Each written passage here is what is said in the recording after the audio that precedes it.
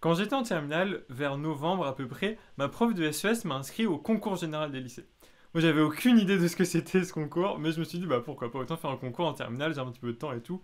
Let's go, j'aime bien les SES, on va essayer ça. En fait, j'ai appris que le concours, c'était un truc qui mettait en compétition des bons élèves dans certaines matières de lycée, pour voir qui était le meilleur en gros. Je me suis dit, bah pourquoi pas, moi j'aime bien les SES, on va tenter. J'étais assez motivé. Après, par contre, quand on était vers décembre par là, février, janvier, février, j'ai commencé à préparer sérieusement ce concours et là j'ai vraiment eu peur parce que les épreuves étaient d'une difficulté incroyable. C'était 6 heures de dissertation, 6 heures sans sortir d'une salle sur un sujet d'économie. Je me suis dit jamais de la vie j'arrive à faire un truc pareil, jamais. Je me suis dit bon, je vais travailler quelques chapitres qui vont tomber, par exemple la justice sociale, c'était l'année où il y avait les gilets jaunes. Et je me suis dit, bon, bah, peut-être que j'aurai un peu de chance, ça va tomber. Donc, J-1, les concours, c'était en mars. J'arrive, enfin, juste avant les épreuves, et là, j'étais hyper stressé parce que je me disais, bah, je vais quand même passer une épreuve hyper dure, et en plus, il y a très peu de monde qui participe au concours. Et donc, j'arrive le jour J, dans la salle d'épreuve, et bah, vous savez quoi, on était deux à passer le concours dans tout le département, on était deux. Mais on était en compétition quand même avec les autres Français. Et donc, sujet donné, le sujet tombe sur la croissance. Vraiment, le truc que je n'avais pas préparé. J'avais préparé justice sociale, Europe, crise, tout ça. Mais la croissance, je pensais vraiment pas que ça allait tomber. Donc, je vois ce sujet. J'ai 6 heures devant moi. Et je me dis, mais qu'est-ce que je fais quoi? Est-ce que j'arrête tout de suite? Est-ce que je m'en vais? Est-ce que je dis c'est bon, c'est fini, je peux rien faire, allez, laissez tomber, au revoir? Je me suis posé la question, quoi, vraiment. Je me suis dit, bon, bah, qu'est-ce que je fais? Je me suis dit, bon, bah, j'ai envie de faire une prépa, je vais passer le bac et tout, autant s'entraîner un peu, quoi. Donc j'ai commencé à faire mon plan et tout. Au bout d'une heure, il y a mon camarade qui est parti parce qu'il avait pas assez de connaissances, donc il est juste parti. Donc je me suis retrouvé tout seul à passer cette épreuve dans la salle.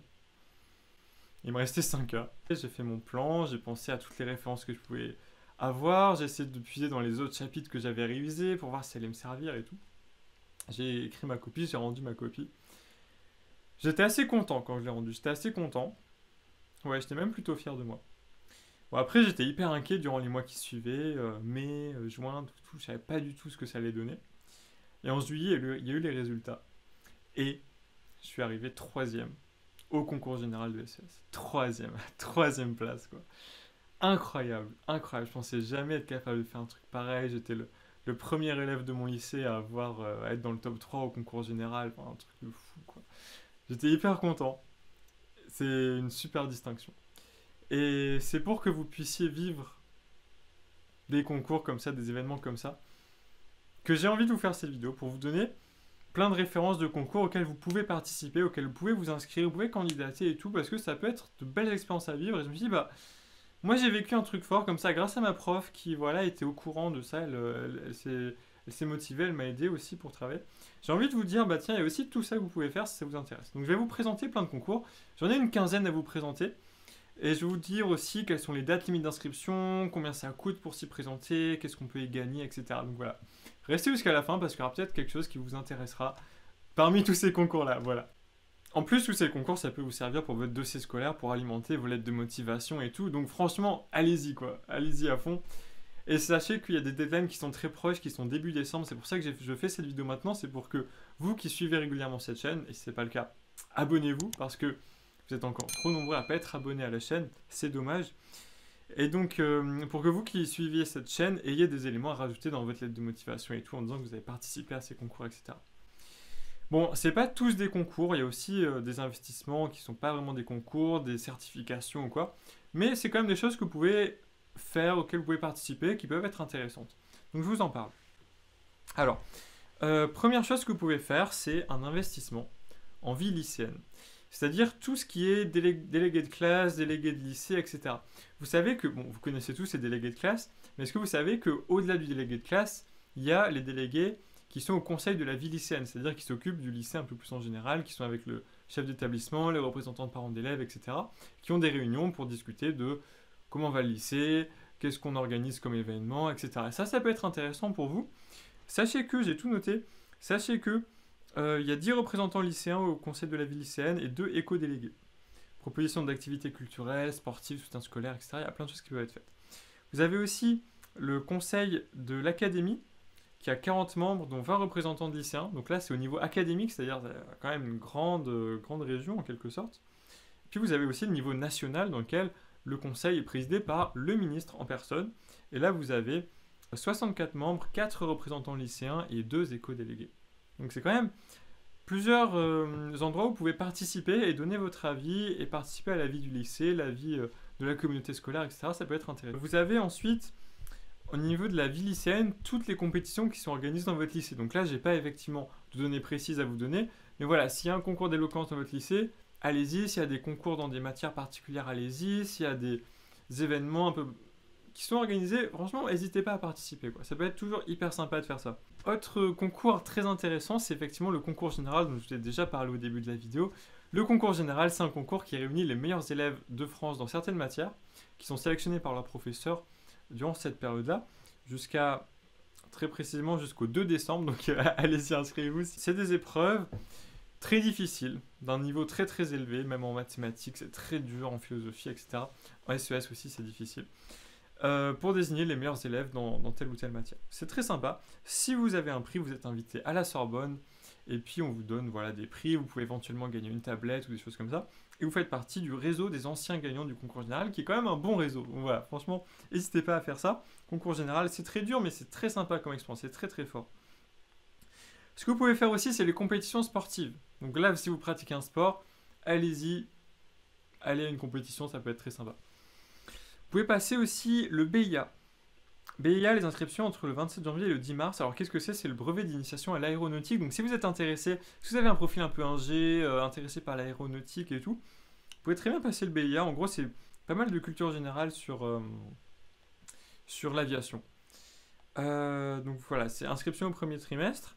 Ça coûte 30 € d'inscription, mais il faut aussi compter les manuels et le coût d'un vol qui est à peu près de 80 €. Résultat, ça atteste d'un intérêt pour l'aviation et d'un niveau de connaissance de culture générale aussi dans le domaine de l'aviation. Donc c'est vraiment très intéressant ça aussi. Vous avez le BAFA, donc là c'est brevet d'encadrement pour les activités avec les enfants, etc. Donc vous pouvez le passer toute l'année. Il faut juste avoir 17 ans au premier jour de la formation. Et ça coûte entre 500 et 1200 €. Mais l'avantage du BAFA, c'est que si vous le passez maintenant, vous aurez votre BAFA pour l'été et vous pourrez aller travailler dans des centres aérés, etc. et gagner de l'argent pendant l'été. Donc réfléchissez-y, quoi. Réfléchissez-y, ça peut être intéressant. Vous avez toutes les Olympiades. Alors les Olympiades, il y en a plein. Il y a notamment les Olympiades nationales de mathématiques qui concernent les élèves de première sur des programmes de collège, de seconde et de première. Il faut s'inscrire avant les vacances. Alors il faut s'inscrire avant les vacances d'hiver et ça se déroule le 9 mars. Donc inscription assez rapide, ça coûte, c'est gratuit. Ça coûte rien et puis voilà, ce que vous gagnez c'est des bourses, des stages, etc. Des choses très intéressantes. Vous avez aussi d'autres Olympiades, notamment en biologie, en sciences de l'ingénieur, en chimie. Donc, si ces matières-là vous branchent un peu plus, allez-y, quoi. Vous avez les Olympiades internationales de mathématiques. Cette année, ça se passe à Oslo. Ça concerne les élèves de 3e, seconde, première et terminale. Il y a la sélection d'une équipe française auparavant, avec différentes modalités, des épreuves. Et ensuite, une compétition à Oslo en juillet. Donc ça ne coûte rien. Et c'est très prestigieux, enfin voilà, c'est quand même Olympiade internationale de maths, c'est hyper prestigieux, quoi. Vous avez quelque chose qui est tout nouveau, le test TESIA en mathématiques. Alors qu'est-ce que c'est? L'objectif de ce test, c'est de connaître ses capacités pour suivre un enseignement scientifique. Ça concerne les élèves de terminale générale qui ont pris l'option SPEMAT. C'est un test qui est organisé notamment par des professeurs de prépa parisienne, notamment Sainte-Geneviève ou Louis-le-Grand. Vous inscrivez dès le 1er décembre. Les examens sont en mars, après les épreuves de spécialité. Ça coûte 20 € par candidat, 5 si vous êtes boursier. Et les résultats de ce concours vous seront communiqués avant la date de clôture des dossiers Parcoursup. C'est intéressant ce concours parce que ça vous permet de connaître un petit peu votre niveau en mathématiques et savoir si vous avez assez de niveau pour postuler à une prépa en maths, etc. Donc ça peut être très intéressant. La Coupe Animat aussi, c'est encore un concours en mathématiques. Vous avez aussi la compétition européenne de statistiques. Alors ça, c'est un concours qui concerne les élèves de seconde et aussi les élèves de première et de terminale, par équipe de 1 à 3. Il y a plusieurs étapes de sélection, notamment, voilà, il y a 3 épreuves, une épreuve un peu plus locale, une épreuve plus nationale et une épreuve européenne. Donc très sympa. Les inscriptions sont ouvertes jusqu'au 11 décembre et les épreuves commencent le 14 décembre. Donc c'est quand même assez rapide. Ça ne coûte rien. Et c'est toujours un truc à rajouter sur votre CV. Et puis en plus, ça vous fait utiliser des outils statistiques parce que l'objectif c'est d'utiliser des outils statistiques pour arriver à des résultats précis, etc. Je vous laisserai regarder un petit peu si ça vous intéresse, les statistiques, je vous mettrai le lien en description. Vous avez le concours de plaidoirie des lycéens. Là, je trouve ça hyper intéressant. C'est un concours de plaidoirie, il y a 17 000 participants en lycée, où en fait vous devez rédiger une plaidoirie sur les droits de l'homme. Vous devez trouver un exemple d'une situation où il y a une atteinte aux droits de l'homme, et vous devez réaliser une plaidoirie à ce sujet. Vous pouvez vous inscrire jusqu'au 3 décembre, ça ne coûte rien, et ce que vous gagnez, c'est des voyages. Hyper intéressant. Hyper intéressant, hyper intéressant. Vous avez des certificats de langue. Alors ça, c'est quand même assez connu. Vous savez, les certificats Cambridge, Cervantes, Confucius, par exemple. C'est des examens qui attestent de votre niveau en compréhension, en expression, écrite, orale, etc. Donc ça, c'est vraiment une certification que vous pouvez même mettre dans votre CV. Donc ça peut être intéressant de passer. Souvent, les lycées organisent eux-mêmes les examens de ce genre de certification. Enfin, moi, je l'avais fait au lycée. Donc peut-être que vous le ferez, mais si votre lycée ne le fait pas, peut-être ça peut être intéressant de le faire. Vous avez le projet Voltaire. Le projet Voltaire, c'est un certificat de niveau en orthographe. Donc là aussi, c'est un certificat. Alors, je n'ai pas précisé que pour les certificats de langue, le coût est d'environ 150 €. Il faut bien voir selon les endroits. Et pour le projet Voltaire, c'est aussi un certificat et ça a aussi un coût qui est de 60 à 70 €. Il n'y a pas de deadline comme pour les certificats, c'est un peu toute l'année. Vous pouvez vous inscrire, trouver des centres d'examen, etc. Donc vous êtes classé selon un niveau technique, professionnel, niveau des affaires ou expert, enfin voilà. Selon votre niveau d'orthographe. C'est assez intéressant, je pense. C'est intéressant si vous voulez montrer une expertise, notamment si vous voulez faire des études de lettres, etc., de traduction. Ça va être sympa de montrer que vous avez vraiment un bon niveau en orthographe et que vous êtes capable de faire des traductions très précises, etc. Voilà, je vous donne une idée comme ça. Ça peut être intéressant de le faire. Plus du côté littérature, maintenant, vous avez le prix du jeune écrivain de langue française. Ça concerne ceux qui ont entre 16 et 26 ans. C'est en fait un concours sur l'écriture d'une œuvre de fiction. Vous pouvez vous inscrire jusqu'au 2 février. Et le prix est de 20 €. Alors les résultats, c'est que vous aurez des conseils d'écrivain, une mission de découverte à l'étranger, des lots de livres qui vous seront offerts. Mais comme pour la plupart des concours, le plus intéressant, je pense, c'est le chemin qui vous amène à traverser comment dire, pas cet examen, mais ce prix. C'est-à-dire le processus d'écrire une œuvre de fiction, je pense que c'est ça qui est le plus intéressant dans ce concours. Le prix Poésie en Liberté aussi, écrire un poème en 30 vers, c'est quand même pas très long, ça ne devrait pas prendre trop de temps. Concours international de poésie pour le coup. Vous avez 3 lauréats par niveau, donc 3 lauréats en terminale, 3 lauréats en première et 3 lauréats en seconde. Ça peut être très intéressant de participer à ça. Vous pouvez vous inscrire jusqu'au 31 mars 2022. C'est gratuit, pour le coup. Vous avez aussi les bourses Zelidja. Alors, qu'est-ce que c'est? Ça, c'est très sympa, c'est des bourses de voyage.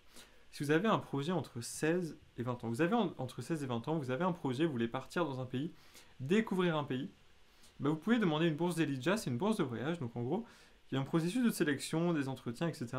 On peut vous donner 900 € pour que vous partiez seul dans un pays étranger, accomplir un projet personnel. C'est hyper intéressant. Un projet d'études particulier, par exemple, étudier l'agriculture biologique en Norvège, découvrir des artistes en Irlande, voilà, des choses comme ça.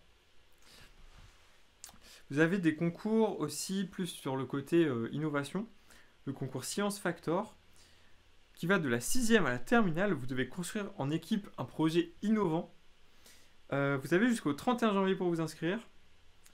Et les prix, c'est des chèques cadeaux de 250 €, une couverture média, des conseils pour l'orientation. C'est quand même assez sérieux, quoi. C'est trouver un projet innovant. Donc encore une fois, vous aurez le lien en description. Et puis, le concours des jeunes inventeurs de l'année de Science et Vie Junior. Alors moi, j'étais longtemps abonné à Science et Vie Junior. J'aime beaucoup ce magazine. Donc là, c'est un concours, encore une fois, d'innovation, qui ne coûte rien. Et si vous gagnez 1000 € et vous passez sur le numéro SVJ en fait. Vous êtes imprimé sur les magazines et tout. On dit « Ah, c'est vous l'inventeur du mois et tout ». C'est hyper sympa, c'est très sympa. Donc je vous le recommande ça vraiment. Si vous avez une idée, une innovation et tout, allez-y. Franchement, allez-y, c'est hyper sympa. Donc voilà, c'est tout ce que j'avais à vous présenter. Je vous mettrai tous les liens en description. Dites-moi s'il y a certains concours que vous avez déjà fait, s'il y en a qui vous plaisent ou s'il y en a d'autres que j'ai pas mentionné mais que vous trouvez intéressants et vous dites, bah ça aurait été bien que j'en parle, bah mettez-le moi en commentaire et puis comme ça informera tout le monde. C'est tout ce que j'avais à vous dire, j'espère que vous vous portez bien et puis on se dit à la prochaine dans les vidéos suivantes. Salut!